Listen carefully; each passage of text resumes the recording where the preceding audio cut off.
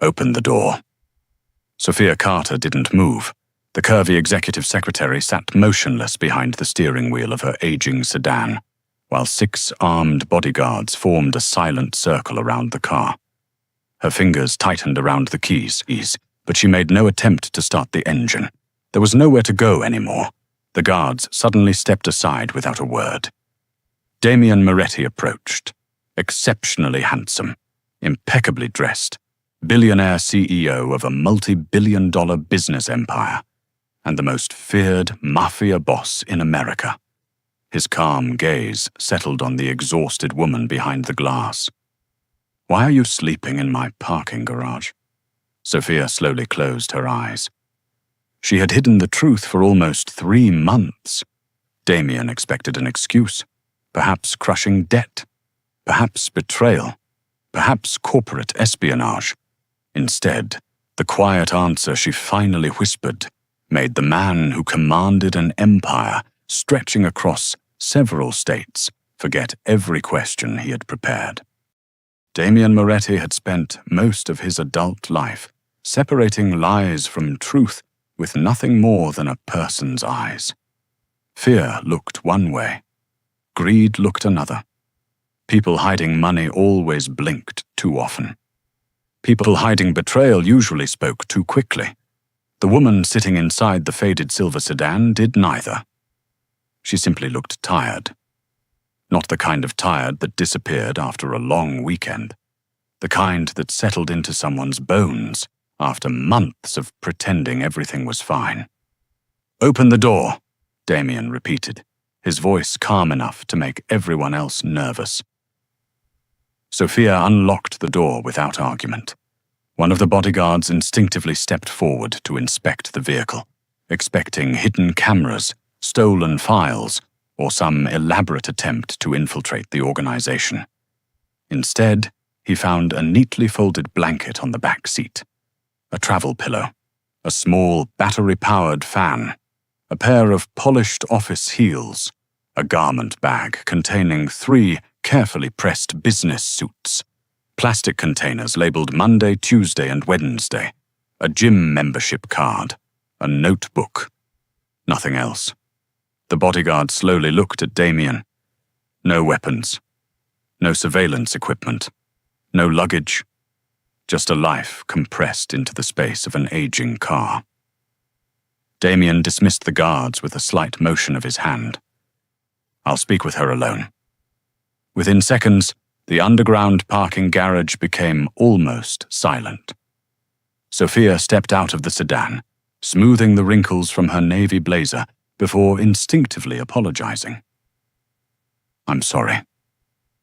The word surprised Damian. She wasn't apologizing because she had been caught. She was apologizing because she believed she had inconvenienced someone else. "You've been sleeping here." It wasn't a question. She nodded once. "For how long?" "Almost 3 months." His expression barely changed, but inside something shifted. 3 months. Every weekday she had arrived before sunrise. Every evening she had volunteered to stay late.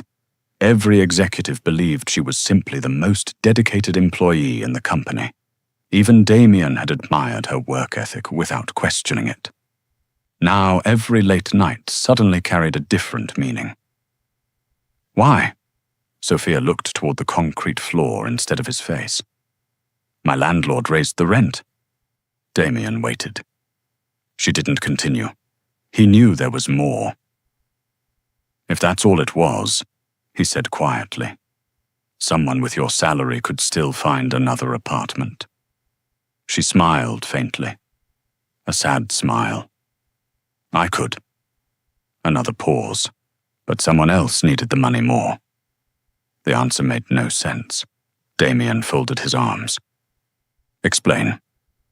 Sophia inhaled slowly, choosing her words with the same care she used when organizing his impossible calendar. "My mother was diagnosed with advanced dementia 2 years ago." Her voice remained steady. "She reached the point where she couldn't be left alone. I found a memory care facility. The staff there are extraordinary. They treat her with dignity. They know her favorite songs. They know she refuses medication unless someone tells her it's dessert. A tiny laugh escaped before disappearing again. But 24-hour care is expensive.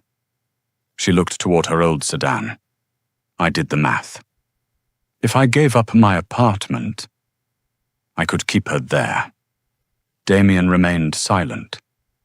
Sophia continued before pity could interrupt her. She doesn't remember my birthday.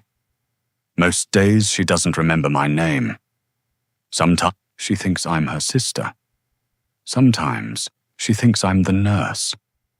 She swallowed.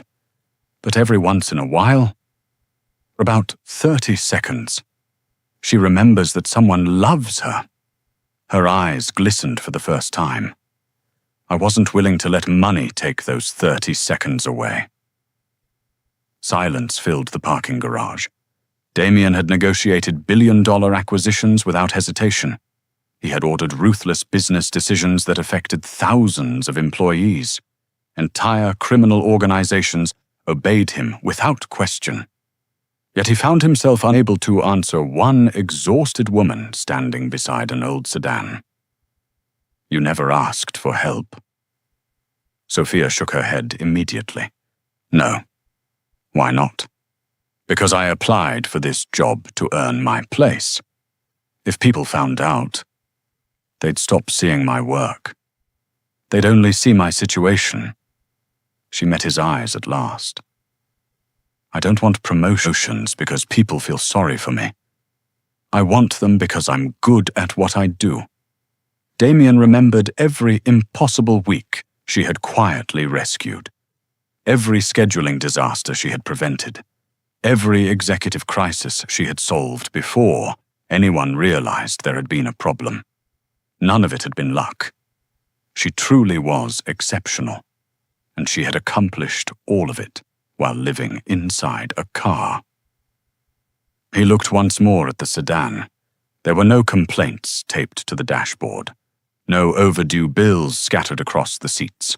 No self-pity. Only discipline. Only sacrifice. Only quiet determination. For the first time in many years, Damian Moretti felt something completely unfamiliar. Not admiration, not sympathy. Respect. The deepest kind. The kind that could never be purchased. As Sophia reached for the driver's door, expecting the conversation to end, Damian spoke again. You'll report to my office at 8 tomorrow. She blinked. I already do. A faint smile tugged at the corner of his mouth. I know. It seems I've spent months believing I knew my executive secretary. He looked directly at her. I was wrong. The next morning, Damian Moretti arrived at headquarters exactly 7 minutes before 8. For years, his mornings had followed the same rhythm: security briefing, coffee, calendar review, executive meetings. Sophia was always there before him. He had never questioned how. Now he couldn't stop wondering. Instead of taking the private elevator immediately, Damian paused near the employee fitness center on the lower level. It wasn't a habit. It was curiosity. The door opened. Sophia stepped out, carrying a small canvas tote bag. Her hair was still slightly damp. Her makeup was subtle, but flawless. The navy suit she wore looked perfectly pressed, despite having spent the night folded inside a garment bag. She walked past without noticing him. Only after she disappeared around the corner did Damian glance through the gym window. A single locker remained open. Inside hung nothing but an empty hanger and a reusable toiletry bag. That was where she prepared for work every morning, not because she enjoyed early workouts, because she had nowhere else to get ready. For reasons he couldn't explain, that realization stayed with him throughout the day. Sophia, meanwhile, behaved exactly as she always had. By 8 o'clock, every meeting room had been confirmed. 2 international conference calls had been rescheduled to accommodate time zones. 3 executives had already received revised briefing folders. Damian's assistant tablet displayed a neatly color-coded agenda. At the bottom of the screen was a familiar note. Lunch, 12:30, non-negotiable. Damian almost smiled. He ignored the reminder. At 12:45, another notification appeared. You ignored the previous reminder. Your afternoon contains 4 consecutive meetings.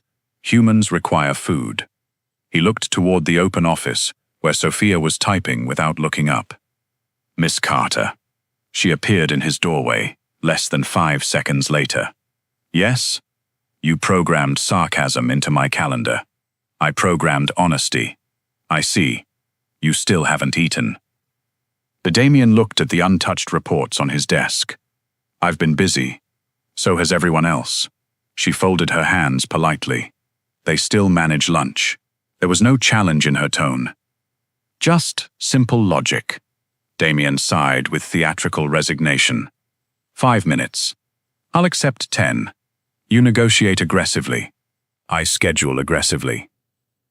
For the first time that week, Damian actually laughed. It was quiet, brief, but genuine. Outside his office, 2 security guards exchanged confused looks. Neither had heard that sound in months. As the days passed, Damian found himself noticing details that had once been invisible. Sophia never wasted paper. She repaired loose folders instead of replacing them. She always carried a refillable water bottle. She never ordered delivery lunches. Whenever executives left untouched catering after meetings, she discreetly packed the unopened fruit cups and sandwiches into the staff refrigerator with handwritten labels. Please enjoy. Don't waste good food. No signature, no announcement. She simply hated unnecessary waste. One evening, Damian left a board meeting, nearly an hour later than expected. Almost every office light had been switched off. Only one remained. Sophia's. She was sitting cross-legged in her chair, surrounded by color-coded files. She didn't notice him. Instead, she was muttering to herself while writing in a small black notebook. Damian knocked lightly. She jumped. Oh, I'm sorry, Mr. Moretti. I didn't realize anyone was still here. What are you writing? Her face changed instantly. Nothing important. He extended one hand. May I? She hesitated. Far too long, which, naturally, made him even more curious. Finally, she surrendered the notebook with obvious reluctance. Damian opened it. The first page read, Today's disaster. Below it was an organized list. 8 a.m.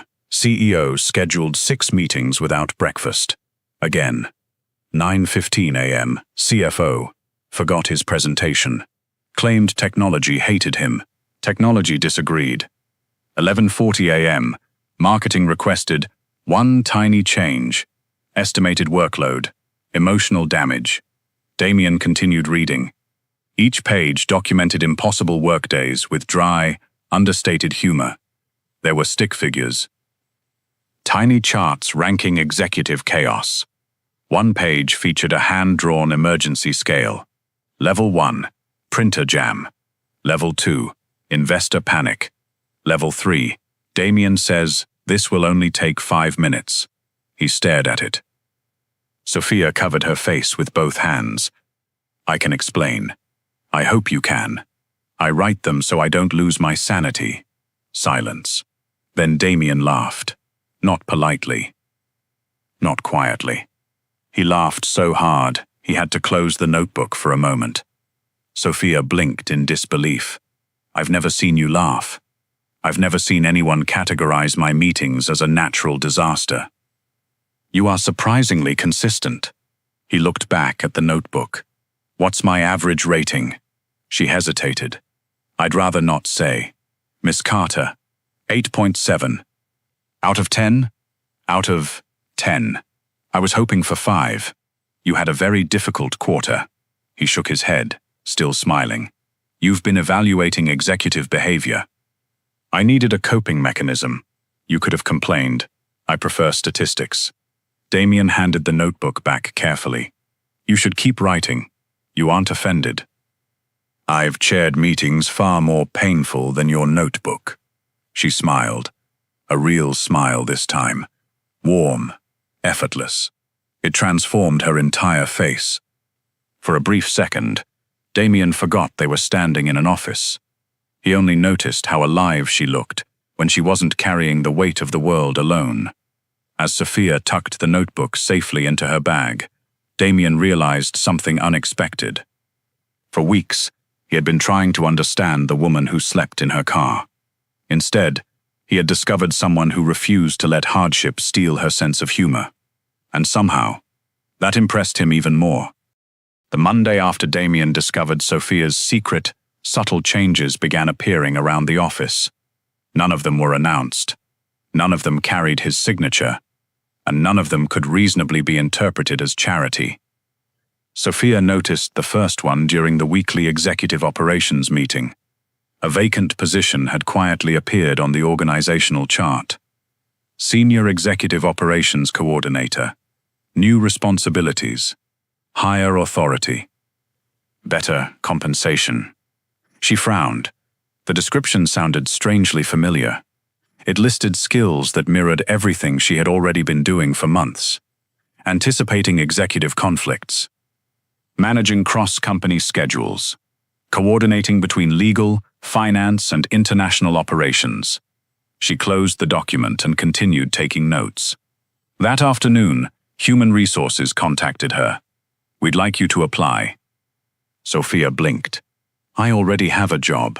We know. This is an internal promotion. I didn't submit an application. You don't need to. We've been documenting your performance for almost a year.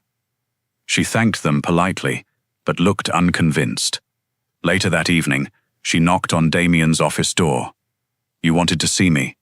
He looked up from several contracts. Come in. She placed the printed job description on his desk. I have a question. I suspected you might.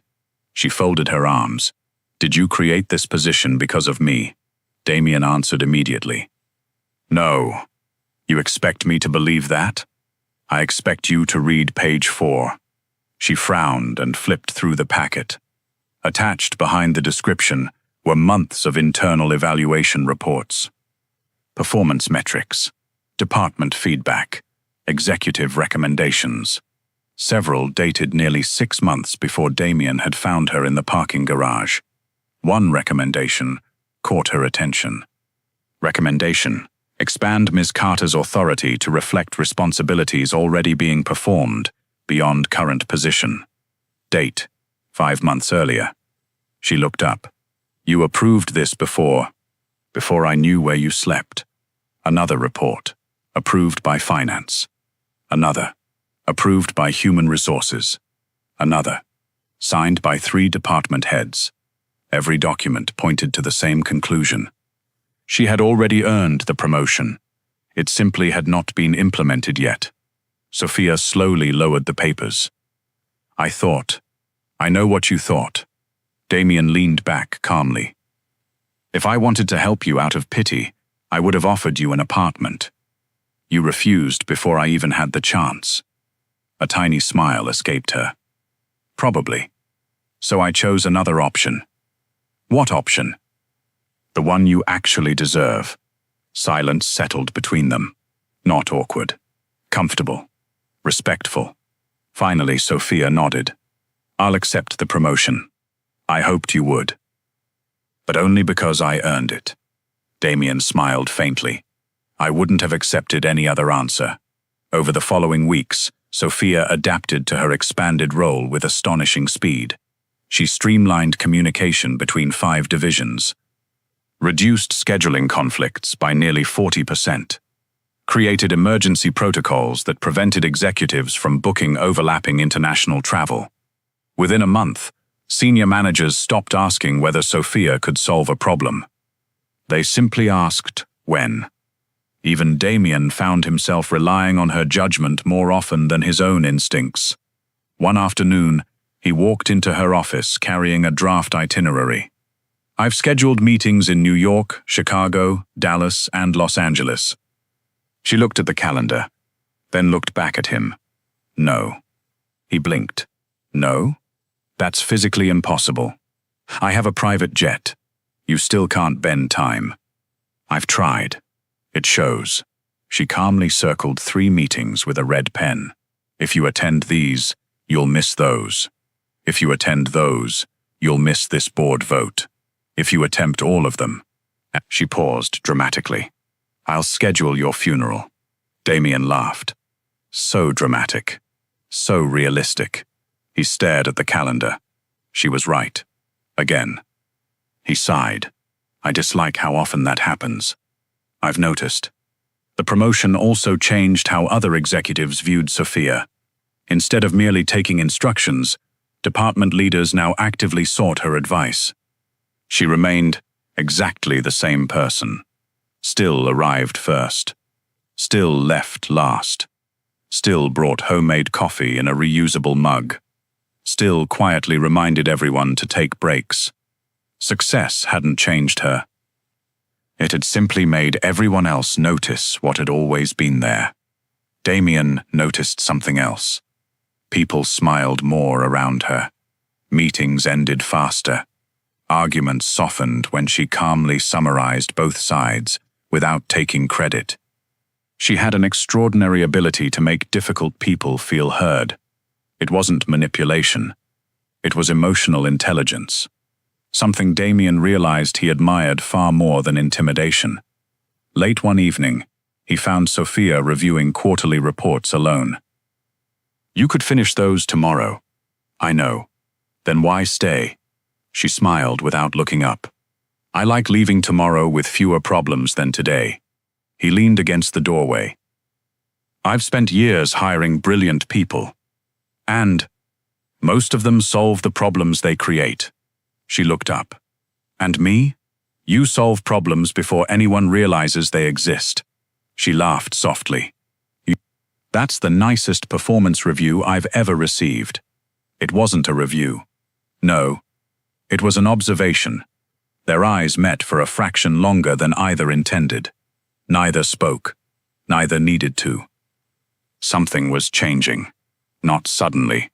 Not dramatically. But unmistakably. The relationship between a powerful CEO and his exceptional executive assistant had quietly become something built on genuine admiration.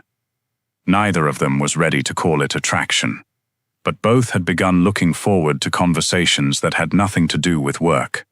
And that realization was far more dangerous than either one cared to admit. By the beginning of autumn, Sophia Carter had become the one constant in Damian Moretti's increasingly chaotic world. Executives came and went. Markets shifted. International negotiations stalled. Unexpected crises appeared before breakfast. Through all of it, Sophia remained remarkably steady. She anticipated problems before they reached Damian's desk. She filtered unnecessary drama without anyone noticing.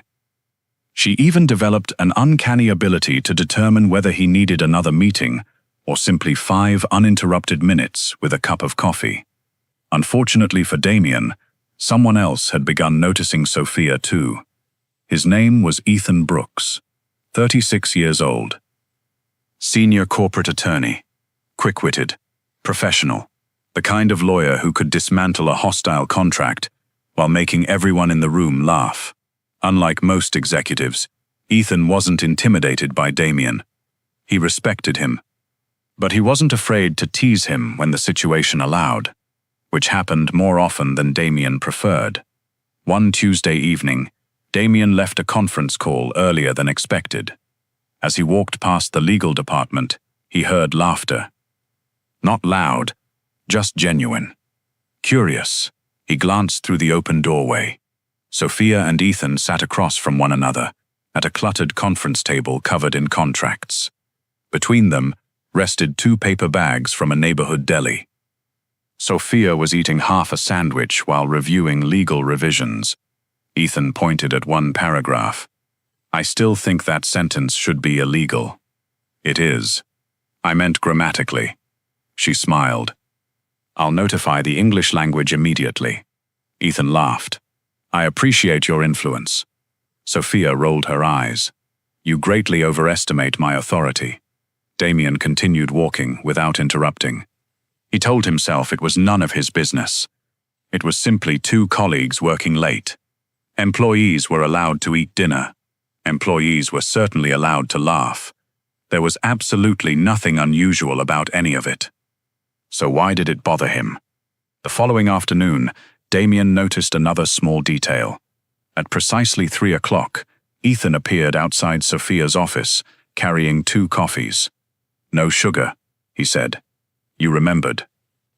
You've corrected my contracts for 6 months. I pay attention. Sophia accepted the cup with a grateful smile. Thank you. No problem. They immediately returned to discussing work. Nothing flirtatious, nothing inappropriate, just effortless familiarity. Damian watched from across the hallway before silently retreating into his office. One of his longtime bodyguards, Marco, followed. You look annoyed. I'm not. Marco nodded slowly. Of course.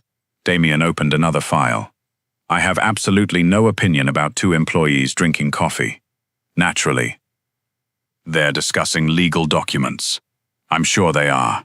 Damian looked up. Is there something you'd like to say? Marco hesitated, just long enough to become suspicious. No, sir. Good. A few seconds passed. Then Marco added carefully, For what it's worth, I've never seen you notice anyone else's coffee schedule. Damian stared at him. Leave. Yes, sir. Marco exited the office, wearing the unmistakable expression of a man trying very hard not to laugh. Over the next 2 weeks, Damian developed several very logical reasons to increase meetings with the legal department. There was a contract review, then another, then a compliance discussion, then an entirely unnecessary meeting regarding formatting standards for executive reports. Ethan eventually walked into Damian's office, carrying a thick binder. I've brought every legal document you requested. Damian nodded. Excellent. Ethan placed the binder on the desk. There was only one problem. What problem? Most of these meetings could have been emails. Damian remained perfectly composed. I prefer face-to-face communication. I've worked here 7 years. I know. You've never preferred face-to-face communication. Damian looked directly at him. People change. Ethan blinked. That's unsettling. Sophia noticed the pattern 3 days later. She stood in Damian's office holding his updated calendar. There are 12 meetings with legal this month. Yes? Last month, there were 3. Legal matters have increased. They haven't. You checked? I scheduled them. Damian pretended to review another document. Sophia studied him for several seconds, then glanced toward the legal department, then back at Damian. Her eyes narrowed ever so slightly. Finally, she asked, completely deadpan, Are you competing with our legal department? Damian looked up immediately. What? You've spent more time with Ethan in 2 weeks than in the previous 6 months. I value his expertise. You've requested his opinion on office printer policies. It affects contracts. It affects paper. He opened his mouth, closed it, opened it again. I don't see your point. Sophia struggled to maintain a professional expression. I didn't say there was one. She quietly updated his calendar, crossed out 3 unnecessary meetings, left only the ones that actually required legal review, then slid the revised schedule back across the desk. There. What happened to my afternoon? You've recovered 3 hours. I approved those meetings. I know. You cancelled them anyway. I improved them. Damian looked at the calendar, then at Sophia, then back at the calendar. You're impossible. I've been called worse. She turned toward the door. Just before leaving, she paused. Oh, yes? Ethan says thank you. Damian frowned. For what? For finally reading the legal reports he emailed 2 weeks ago. She disappeared into the hallway before he could answer. A heartbeat later, Damian heard laughter. Not Ethan's. Sophia's. Soft. Warm. Completely unrestrained. He leaned back in his chair and rubbed his forehead. Somewhere outside, Marco walked past the open office. He took one look at Damian's expression and smiled knowingly. Without slowing his pace, he murmured just loudly enough for Damian to hear. "Jealousy is a fascinating management strategy, sir." Damian picked up the nearest paperclip. "Keep walking, Marco. Already gone." By the end of the week, the entire executive floor had reached the same quiet conclusion. Damian Moretti, the calm, disciplined mafia boss who never lost control of anything, had absolutely no idea he was falling in love. Everyone else did, except Sophia. The annual Executive Leadership Summit was the one event every senior manager dreaded. Not because it was difficult, because it was public. Every division head attended. Board members observed from the front row. Department performance was recognized in front of hundreds of employees. For Damian Moretti, it was another routine obligation. For Sophia Carter, it was simply another day of making sure nothing went wrong. She arrived before sunrise, checked every presentation, verified every microphone, reorganized the seating chart after 2 executives requested last-minute changes, and quietly prevented 3 scheduling disasters before the first guest even arrived. By 9 o'clock, the event was running flawlessly. Almost no one noticed. That was the nature of excellent executive support. When everything worked perfectly, people assumed it had always been easy. Victoria Sinclair noticed. She always noticed. Elegant, confident, Director of Public Relations. Victoria believed appearances shaped reality, and over the last several months, one appearance had become impossible to ignore. Sophia Carter. The once overlooked secretary now attended executive meetings. Department heads sought her opinion. Even Damian occasionally asked, "What does Sophia think?" To Victoria, that was unacceptable. She had spent years climbing the corporate ladder. Yet somehow, a quiet, plus-size secretary had become one of the most respected people in the company. There had to be another explanation. Talent wasn't enough. Not in Victoria's mind. The opportunity arrived during the afternoon recognition ceremony. An executive praised the operations division for dramatically improving coordination across every company. Several board members applauded. One director smiled toward Sophia. "We should recognize the person behind much of that success." The audience applauded again. Sophia stood politely. Nothing more. She expected the moment to end there. Instead, Victoria slowly rose from her seat. Her smile was flawless. So inspiring. The room quieted. I always admire companies that care so deeply for struggling employees. Sophia looked toward her without speaking. Victoria continued.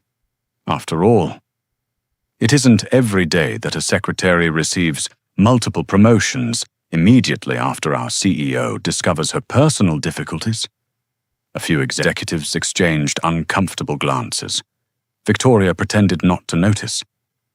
I suppose compassion really does accelerate careers. Silence. Then she smiled directly at Sophia. "I believe many people would love to know how it feels to become..." She paused deliberately. The secretary Damian rescued. The room became painfully still. No one touched their coffee. No one shifted in their chair. Even the photographers lowered their cameras. Sophia remained completely calm. She slowly stood, straightened her jacket, then looked directly at Victoria. "I'm sorry. I think there's been a misunderstanding." Victoria folded her arms confidently. "Has there?" "Yes." Sophia's voice remained gentle. "No one rescued me." She let the sentence settle. I accepted every responsibility assigned to me. I completed every performance review. I earned every promotion. She wasn't defensive. She was simply stating facts. Victoria smiled politely. Of course. But surely your circumstances influenced certain decisions. Sophia didn't answer immediately. Instead, she turned toward Damian. Their eyes met across the crowded ballroom. Then she asked one simple question. Did you ever tell anyone about my situation? The answer came instantly. No. Not a second of hesitation, not even a glance toward Victoria. Just one calm, unwavering word. No. Sophia nodded once. I believed you wouldn't. Then she quietly sat down. The room remained silent. People were no longer looking at Victoria. They were looking at Damian. Everyone waited. Damian slowly stood. He didn't sound angry. That somehow made the atmosphere even heavier. Our company documents every promotion. He looked toward human resources. Ms. Reynolds. The HR director immediately understood. She handed him a thin folder. Damian opened it. The first recommendation to expand Ms. Carter's responsibilities. He glanced at the date. Was submitted 11 months ago. He held up the document. The first promotion proposal. Approved 5 months before I knew anything about her personal circumstances. Another document. The executive evaluations supporting that recommendation. Came from finance. Another. Legal. Another. Operations. Another. 3 independent board committees. Each page carried signatures, dates, performance metrics, objective evaluations. Nothing emotional, nothing personal. Only evidence. Damian looked around the room. I discovered Miss Carter was living in her car long after these decisions had already been made. His voice remained steady. The promotions recognized work she had already been doing. Nothing more. He closed the folder. I would have approved them regardless. Silence. Deep. Absolute. One board member quietly asked. She was living in her car? Nobody answered. Nobody needed to. The realization spread across the ballroom, one face at a time. She had coordinated billion-dollar operations, protected executive schedules, improved efficiency across multiple companies, earned the respect of nearly every department, all while sleeping in an old sedan. And almost no one had known. Not because she hid it to manipulate people, because she refused to let it define her. The applause began somewhere near the back of the room. One person, then another, then dozens. Within seconds, the entire ballroom was standing, not for charity, not out of pity, out of respect. Sophia looked genuinely startled. She had never wanted attention. She had only wanted fairness. For perhaps the first time in her professional life, she received both. Victoria remained standing beside her chair. The confidence she had carried into the conversation had vanished. Her attempt to expose weakness had accomplished the exact opposite. She had accidentally revealed extraordinary strength. Damian looked toward her only once. His voice stayed perfectly calm. In this company, we evaluate performance, not circumstances. Then he turned toward Sophia. There was no dramatic speech, no grand gesture, only a small, almost imperceptible nod. It carried a simple message. I saw your work, long before I knew your sacrifice. Sophia returned the nod. For the first time since the night in the parking garage, neither of them needed words to understand one another. Respect had become trust, and somewhere beneath that trust, something far more personal had quietly taken root. Life changed so gradually that neither Damian nor Sophia noticed it at first. There was no dramatic announcement, no farewell to the old routine, just a series of quiet improvements. Sophia's mother responded better to a new treatment plan. Some medications were adjusted. The memory care specialists recommended a smaller residential program that offered the same quality of care at a significantly lower monthly cost. For the first time in months, Sophia allowed herself to consider something she had refused to imagine: having a home again. She spent 3 weekends visiting modest apartments. Nothing luxurious, nothing close to the executive neighborhoods where many senior managers lived. Just a clean 1-bedroom apartment, 15 minutes from the office. Large windows, a tiny kitchen, a second-hand dining table that came with the lease. She signed the paperwork without telling anyone except Human Resources, who needed her updated address. Monday arrived. Damian walked through the underground parking garage shortly after 7. It had become an unconscious habit. He never admitted why. Perhaps he simply preferred entering through the lower level. Perhaps he liked the quiet. Or perhaps he had grown accustomed to seeing an old silver sedan parked in the same corner every morning. Today, the space was empty. He stopped walking, only for a second. Then continued toward the elevator. Upstairs, everything appeared perfectly normal. Sophia was already at her desk. Coffee prepared, meetings organized, international reports waiting for his review. "Good morning," she smiled. "Good morning." Nothing seemed different, except it did. There was a softness in her expression, a lightness he hadn't seen before. "You seem well rested." "I slept. I'm glad." She nodded once. "So am I." Neither of them mentioned why. The following weeks brought another unexpected change. Sophia stopped staying late every evening. She still worked hard, still finished every assignment, but around 6 o'clock, she actually went home. Damian noticed immediately. At 6:15, he found himself glancing toward the executive floor. Her office lights were off. By 6:30, the hallway felt strangely quiet. One evening, he looked up from a contract and instinctively reached for the intercom. "Miss Carter." He stopped. Her office was already empty. He slowly lowered his hand. The silence felt unfamiliar. Marco noticed. Of course he did. "You miss her." Damian continued reading. "I do not." Marco folded his arms. "You've looked toward her office 6 times in 20 minutes. I was checking whether finance delivered revised reports." "They did." "How do you know?" I asked Sophia. Damian looked up. "When?" "Yesterday. She told me she'd be leaving on time now." Something tightened inside Damian's chest.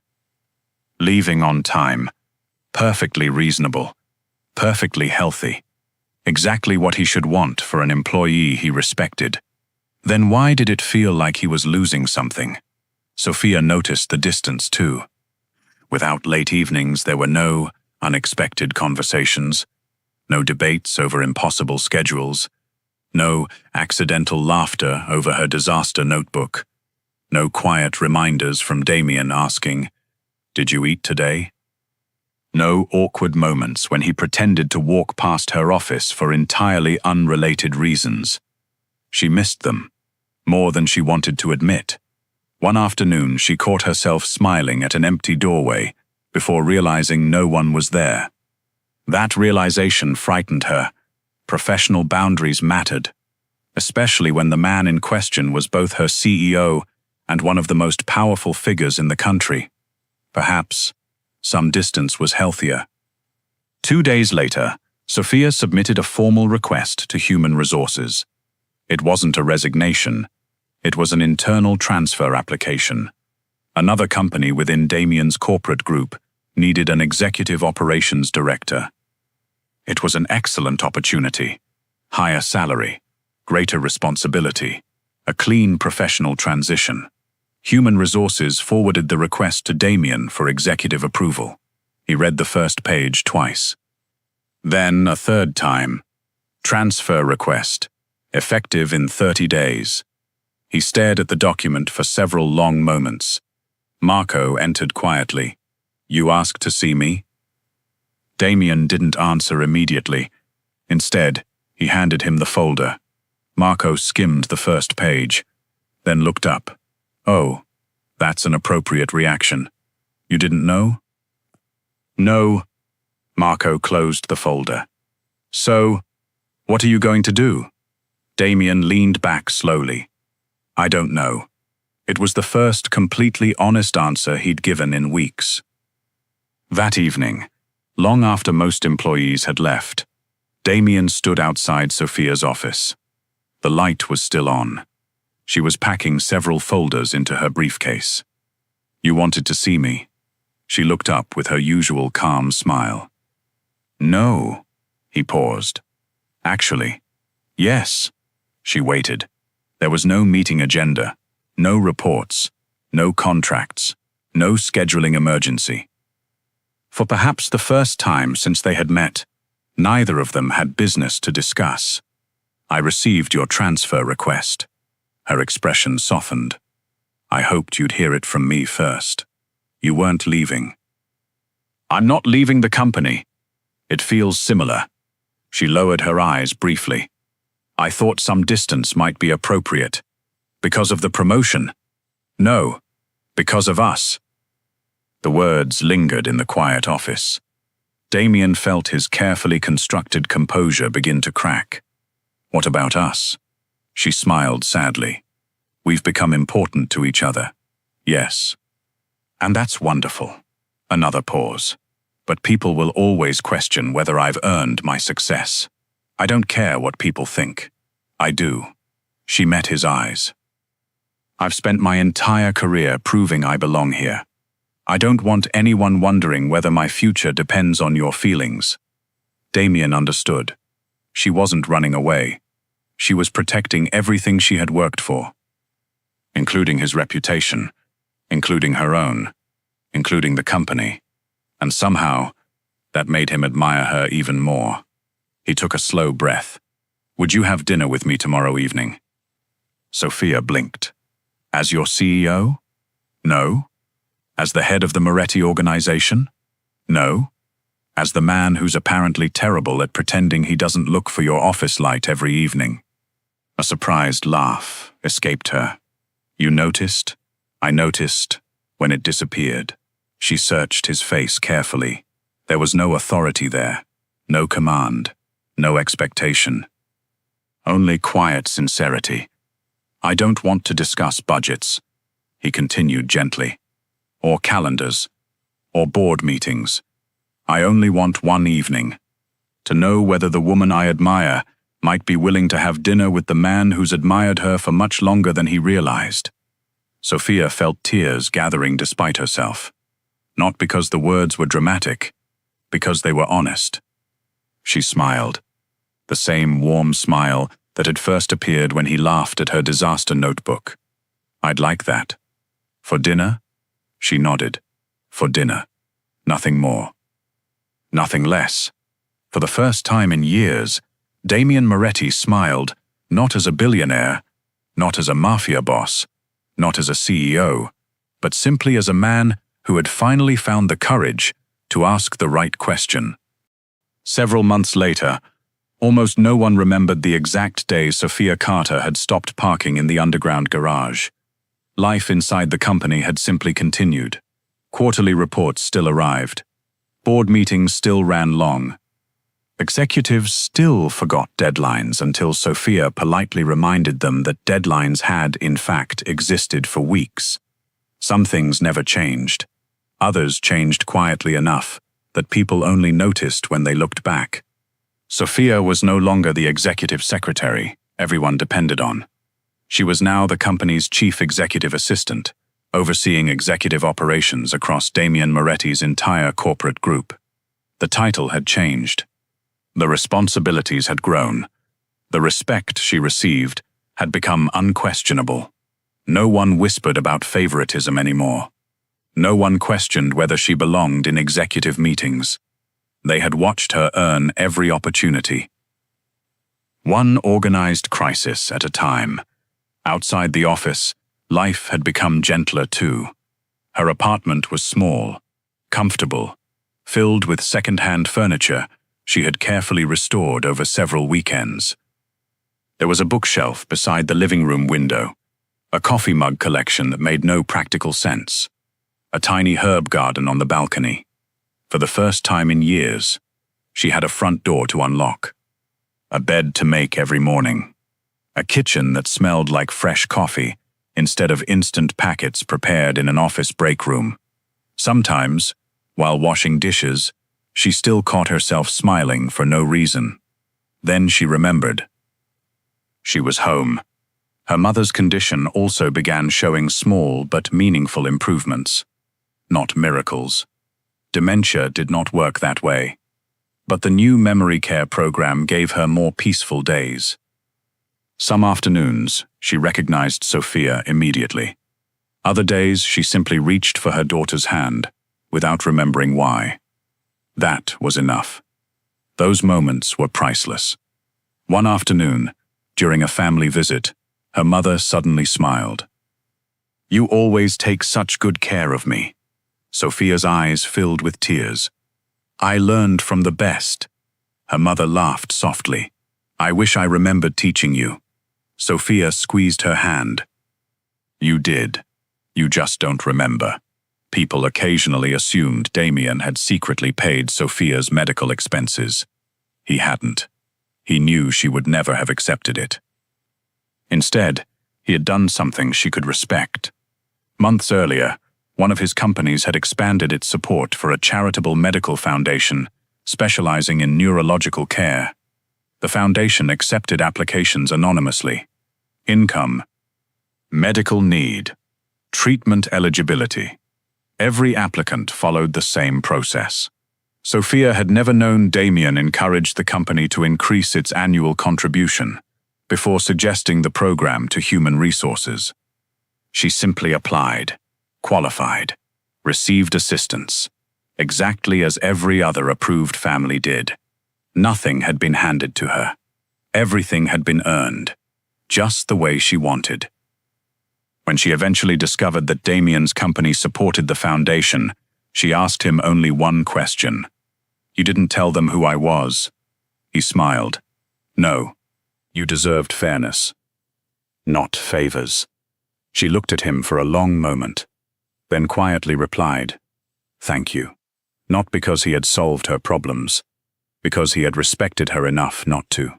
Their relationship developed with the same patience that had defined everything else between them.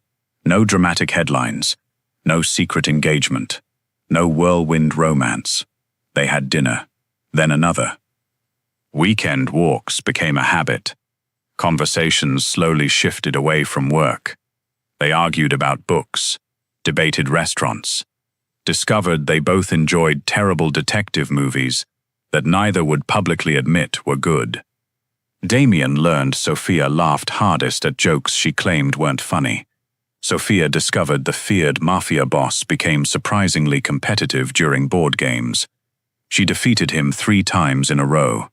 He requested a rematch every single weekend.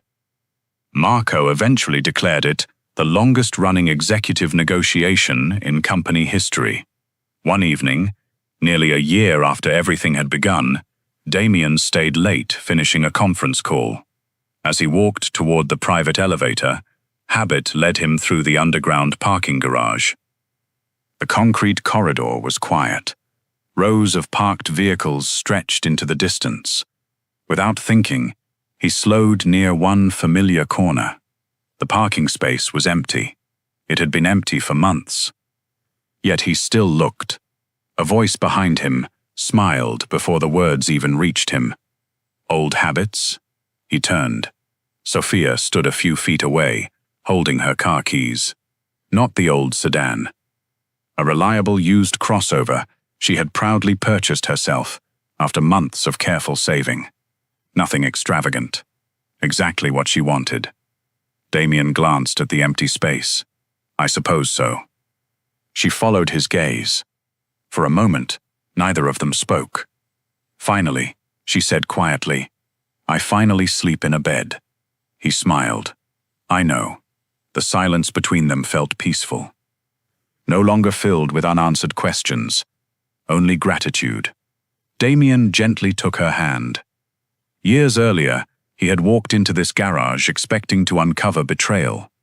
Instead, he had found extraordinary courage hidden behind ordinary kindness. He looked at Sophia and spoke with the same calm honesty that had changed both their lives. "I'm still grateful that one terrible night made me stop seeing my secretary." He squeezed her hand softly, and finally noticed the extraordinary woman standing beside me. Sophia leaned her head lightly against his shoulder. "And I'm grateful that you never tried to rescue me. You simply walked beside me." Together, they left the parking garage.